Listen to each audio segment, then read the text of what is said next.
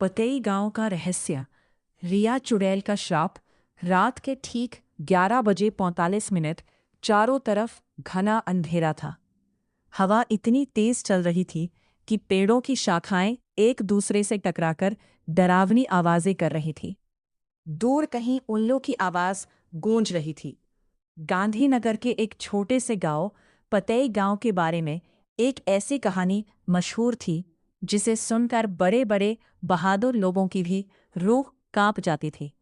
गांव के बाहर घने जंगल के बीच एक बहुत पुराना कुआं था।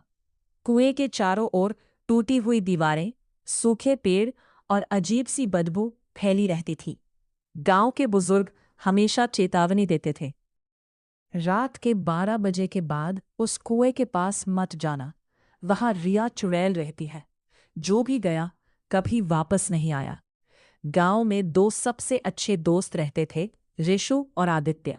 दोनों निडर थे और भूत प्रेत की बातों पर विश्वास नहीं करते थे। एक दिन दोनों ने तय किया कि आज रात वे इस रहस्य का सच जानकर रहेंगे। रात के 11 बजे 55 मिनट दोनों टॉर्च लेकर चुपचाप घर से निकल पड़े। जंगल की ओर जाते हुए उन्हें ऐसा महसूस हुआ जैसे कोई उनका पीछा कर रहा हो, लेकिन पीछे मुड़कर देखते तो वहां कोई नहीं होता। जैसे ही घड़ी में 12 बजे पूरे जंगल में अचानक सन्नाटा छा गया। हवा चलना बंद हो गई। झींगुरों की आवाज भी गायब हो गई। दोनों पुराने कुएं के पास पहुंचे। अचानक कुएं के अंदर से किसी लड़की के रोने की धीमी आवाज सुनाई दी। आदित्य घबराकर बोला, रोशु, हमें यहां से चलना चाहिए। लेकिन रुसु ने टॉर्च कुएं के अंदर डाली। अगले ही पल कुएं की गहराई से दो लाल चमकती आंखें दिखाई दी।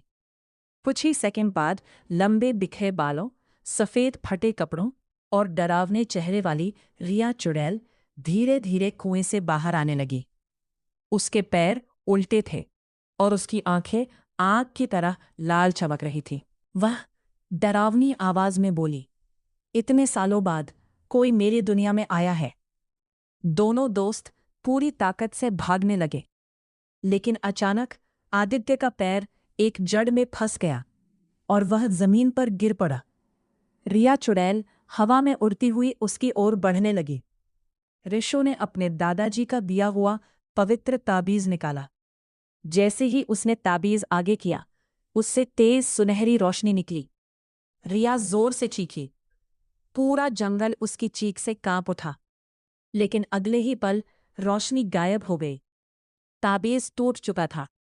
अब रिया पहले से भी ज्यादा शक्तिशाली हो गई। वो धीरे धीरे दोनों की ओर बढ़ने लगी। तभी अचानक मंदिर की घंटियां बजने लगी। दूर से सुबह की पहली किरण दिखाई दी। सूरज की रोशनी पड़ते ही रिया दर्द से चीखने लगी और काले धुएं में बदलकर फिर उसी पुराने कुएं के अंदर गायब हो गई। ऋषु और आदित्य किसी तरह गांव लौट आए।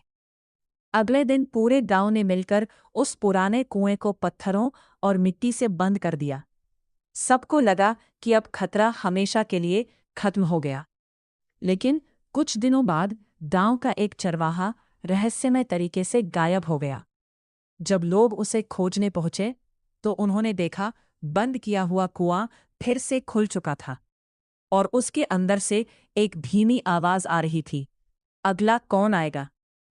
उस दिन के बाद पतेई गांव में आज तक कोई भी रात के 12 बजे के बाद उस पुराने कुएं के पास जाने की हिम्मत नहीं करता, क्योंकि लोगों का कहना है रिया चुड़ैल आज भी वही इंतजार कर रही है।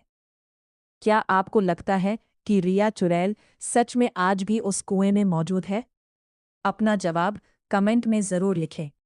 अगर आपको यह डरावनी कहानी पसंद आई हो तो वीडियो को लाइक करें, चैनल को सब्सक्राइब करें और ऐसी ही नई हॉरर कहानियों के लिए हमारे साथ जुड़े रहें।